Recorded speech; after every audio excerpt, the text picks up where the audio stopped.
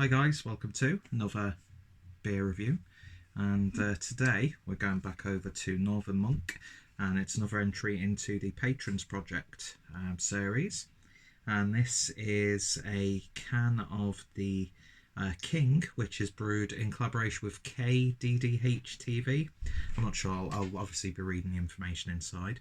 So yeah, this is KODH TV, I think it is, and it's called King 14.05, and this is the Grapefruit Soda IPA, clocking in at 7.4% ABV with white grapefruit. So, as you know, I love grapefruit IPAs, and when I heard that Northern Monk were releasing this, I was really excited.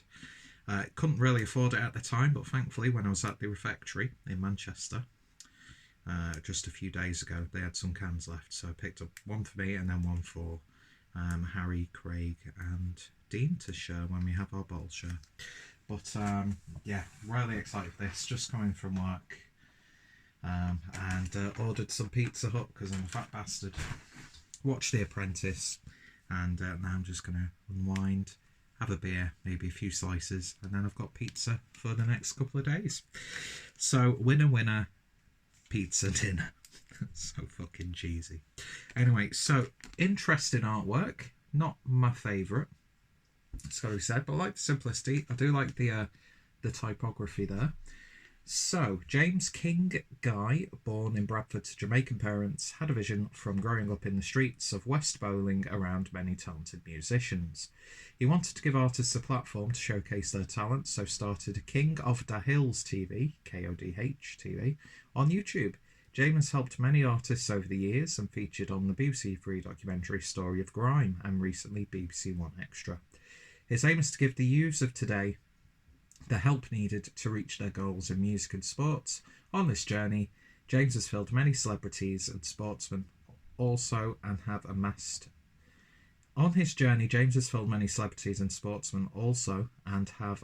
over 12 million views. I don't know if that's written correctly. Who cares? I'm not one of those people who really cares about that sort of stuff. But yeah, nice little photos in there. And this, of course, brewed in the north by our good friend Brian Dixon, Brethren number 002. So, it turns out many members at Northern Monk have a soft spot for a certain fucking hell. For a certain Caribbean grapefruit flavoured soft drink, which rhymes with King. I have no idea what that is. I can't think of what that drink is. I've not looked it up. I've been trying to work out what it is, but I can't think of any drinks that rhyme with King. But I'm sure I'll find out. So most of us at one time or another have mixed it with regrettably large pours of various spirits at gigs or on student nights out, I should say. Despite this, the idea of recreating this drink in grapefruit IPA form got a big thumbs up from us all. The base beer has a hefty proportion of wheat in the grist, plus some flaked oats with the goal of rounding out the mouthfeel. Dextrin malts also helps with this and adds a stickiness to the mouthfeel. As a third strategy, we added unfermentable maltodextrin sugar. We hopped with Chinook, the classic West Coast hop variety, largely due to the zesty grapefruit notes it contributes to the style. In fermentation, we added 600 kilograms of concentrated grapefruit juice, replicating the percentage of the fruit in the canned soft drink. The results may or may not work as a great mixer. We obviously do not endorse such experiments. ... Well, it's a school night, so I can't really indulge in that, although I do have some Lone Wolf gin.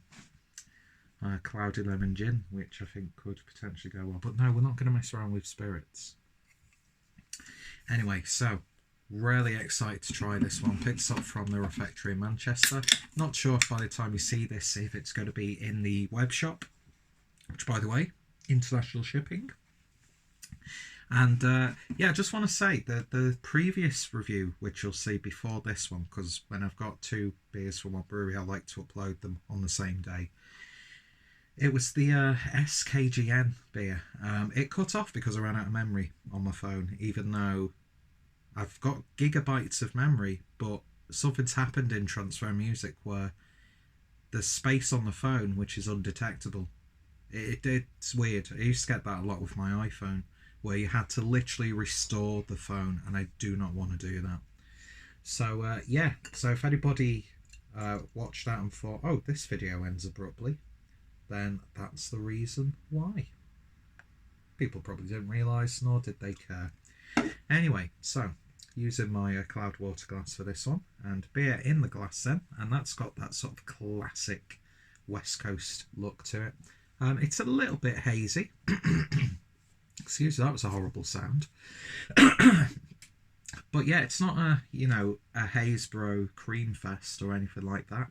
But yeah, lovely sort of amber hue to it. Beer poured with about 1 finger's worth of a nice white head. It looks like a classic sort of grapefruit infused IPA, if that's a specific visual cue. I don't know. Anyway, looks good, so let's give it a sniff. Yes. All about that grapefruit. Oh, it's so nice. It's primarily just grapefruit, and it's absolutely wonderful. Grapefruit is one of my favourite aromas, to the point where I've got here's a visual for you. Sometimes when I shower, I like to cover myself in this pink grapefruit energizing gel lotion, and I've also got the hand cream as well from Body Shop. I love grapefruit. I love grapefruit juice. I love cooking with grapefruit. I like eating grapefruit. Just grapefruit, grapefruit, grapefruit. I could just live off grapefruit. I'd probably be a lot thinner if I did. So maybe I should actually practice what I preach. But anyway, yeah. Just smells lovely. There's a little bit of a resiny, citrusy hop character coming through. Nice biscuity, bready malt character.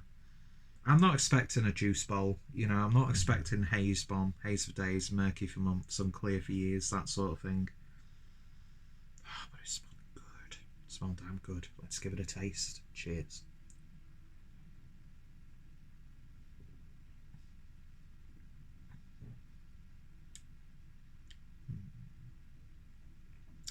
It is like a soft drink. It's not lilt, is it? Obviously, because lilt doesn't sound like king.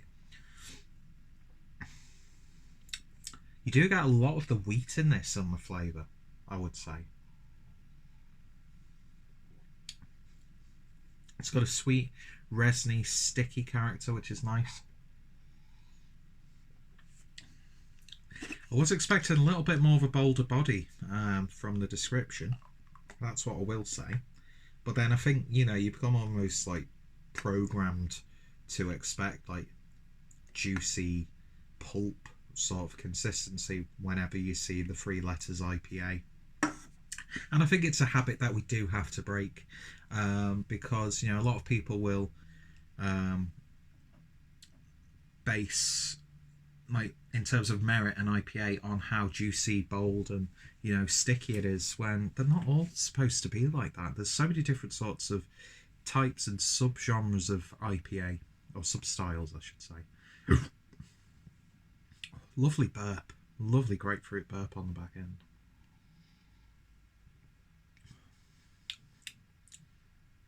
There's like a slight passion fruit tartness on the back end as well. But yeah, it's just all about that grapefruit. It really, really is.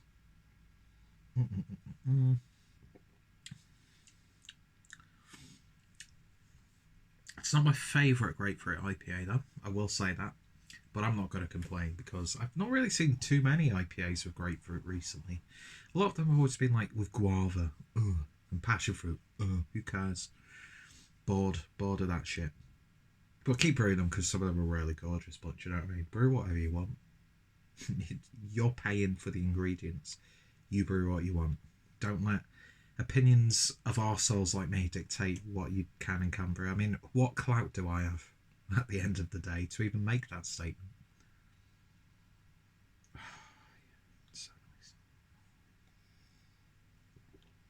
Whatever drink this is supposed to be replicating, I want to get hold of, because I just love the flavour of grapefruit, man. It's just one of my favourite flavours and aromas. And this is a damn good grapefruit IPA. Is it the best IPA that I've had from Northern Monk? Is it the best grapefruit IPA that I've ever had? No, not really, but it's got a bit more of a sweetness to it. I like that piney, resiny character from the Chinook. Mouthfeel could be a little bit bolder. That's the one thing I would say. But then again, you're going to dilute it with that much grapefruit juice included, especially with the acid in there. I don't know if that's true or not. I just made that up. But I like that a lot. Just something a little bit different to counteract, just getting pineapple, peach, mango, and that sort of flavour. It harkens back to an old school IPA, and it's, getting me enthused about, picking up a 4-pack of something like Elvis juice, which I know people are going, oh, I can't believe he's compared this to Elvis juice. Elvis juice is one of my all-time favourite beers, because I think that grapefruit character in there is, to me, the pinnacle of grapefruit IPAs. And there's a reason why it's so popular. But then again, Clockwork Tangerine's really nice. And anyway, just citrus-infused IPAs in general, you're going to get a good score from me, 9 out of 10. Unless it becomes too synthetic, sort of like Bellhaven, their Twisted Grapefruit. It's just way too synthetic for me.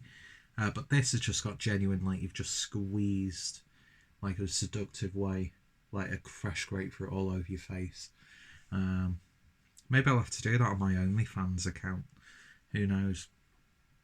But yeah, anyway, in terms of a rating then, I'm going to give this one an 8 out of 10. Hang on, is King the name of the drink? I don't know. Let's not worry about that. And this is going to go well with the sort of like meaty greasiness of a pizza, so I'm looking forward to the next hour or so. So yeah, in terms of a rating, I'm going to give it 7.5 out of 10. It's not Northern Monk's finest work, but at the same time, it's still one that I would happily pick up more cans of. I just wish it had maybe just a little bit more body to it. I think that's what it's slightly lacking. But at the same time, I think that's partly because you become so climatized to those, big, bold IPAs, which is a habit we have to break. But yeah, if you like grapefruit IPAs, you're going to love this one anyway. There's a bias there, even for me.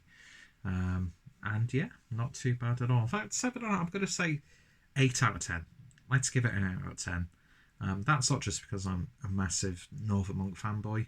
The beer that I had previously, the double dry hopped IPA, I thought it was all right. Do you know what I mean? It was a nice, serviceable IPA, but nothing that'll bowl you over.